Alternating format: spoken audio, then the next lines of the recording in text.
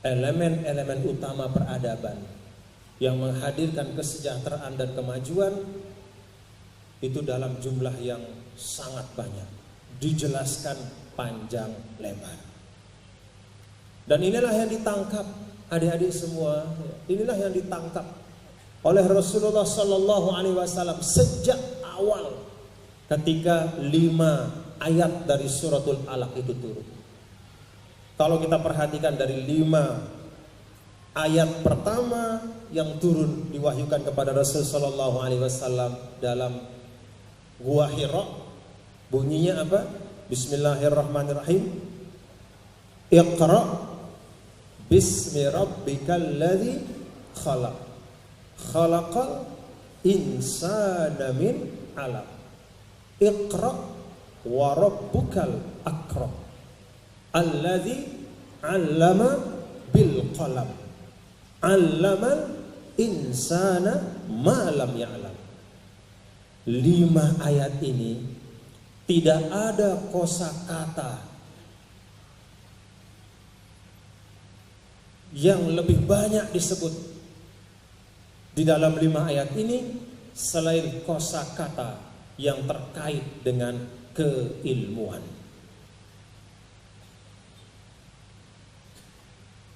Ada 2 kali kata Iqra dari 5. Ada 2 kali kata allama yang berarti mengajarkan dari 5 ayat.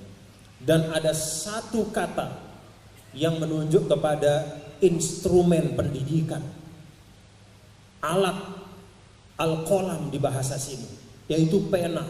Kalau sekarang bisa berarti komputer, kalau sekarang bisa berarti artificial intelligence dan segala macam, itu qalam. Jadi dari 5 ayat yang pertama turun ketika Allah mewahyukan kepada Rasulullah Sallallahu Alaihi Wasallam itu penuh dengan kecintaan pada ilmu pengetahuan. Inilah yang ditangkap oleh baginda Nabi besar Muhammad Sallallahu Alaihi Wasallam, dan jalan keilmuan inilah yang ditempuh oleh Rasul untuk menghadirkan kemuliaan bagi umat Islam. Begitu jalan ini kita tinggalkan, jangan heran kalau kemudian sekarang wajah umat itu berubah. Jalan keilmuan itu kita tinggalkan. Dulu ada hadiah Nobel dibuat oleh komite di Swedia.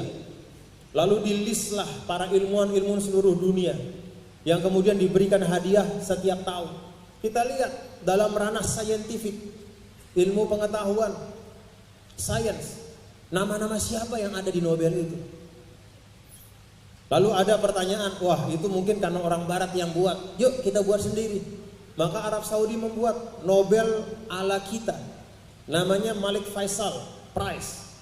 Jadi hadiah dari Raja Faisal, dengan jumlah uang yang banyak juga, dengan gengsi yang juga dibangun, kredibilitas yang dibangun, penilainya adalah ilmuwan-ilmuwan kelas dunia. Apa yang terjadi? Tetap saja di dalam ranah-ranah sains, ternyata yang mendapatkan Malik Faisal Prize itu atau penghargaan Raja Faisal itu juga adalah saudara-saudara kita yang kebetulan non-muslim. Jadi kita meninggalkan jalannya, maka kita tidak sampai kepada kemuliaan itu. Jalan yang ditinggalkan oleh Nabi kita, Nabi besar Muhammad Sallallahu Alaihi Wasallam, menghadirkan ilmu pengetahuan dan semangat keilmuan di dalam diri umat, tidak pernah dipisah oleh Rasul. Bahkan Rasulullah SAW itu sampai membuat kreasi-kreasi yang menarik. Apa kreasinya? Kalau dulu sebelum perang Badar, itu penebusan dari sandera atau tawanan perang itu selalu hitungannya adalah uang. Satu orang sandera tawanan ditebus dengan ransum atau tebusan sekian, pakai uang. Apa kreasi Rasulullah Sallallahu Alaihi Wasallam terhadap orang-orang Quraisy yang tertawan pada perang Badar itu? Beliau menawarkan, kalau nggak bisa bayar pakai uang, Anda bisa bebas dengan mengajar 10 anak Madinah membaca dan menulis. Jadi tawanan perang yang tidak punya uang dia bisa bebas dengan mengajarkan anak-anak Madinah itu membaca dan menulis. 10 anak Madinah, 1 orang 10. Itu luar biasa. Ikhtiar literasi umat yang luar biasa yang dilakukan oleh Rasulullah sallallahu alaihi wasallam. Bagaimana beliau ingin secepat-cepatnya ilmu itu diserap oleh umat, secepat-cepatnya ilmu itu didapatkan dan diperoleh dengan semua media, dengan semua medium, semua cara. Nah, dari situlah kemudian lahir umat yang hebat yang disebut oleh Nabi kita yang mulia, khairul qurun qarni, sebaik-baik umat, sebaik-baik kurun, sebaik-baik generasi adalah generasiku.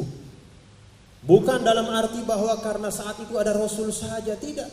Tapi karena etos keilmuan itu memang tumbuh luar biasa pada masa Rasulullah Sallallahu Alaihi Wasallam. Dan ketika saat ini adik-adik semua, insan-insan kampus yang ada di Undip, ketika adik-adik sekarang ingin mencari dan mendapatkan kemuliaan dalam kehidupan dan ingin menjadikan Al-Quran sebagai inspirasi untuk mendapatkan kemuliaan dalam kehidupan, jalannya sederhana.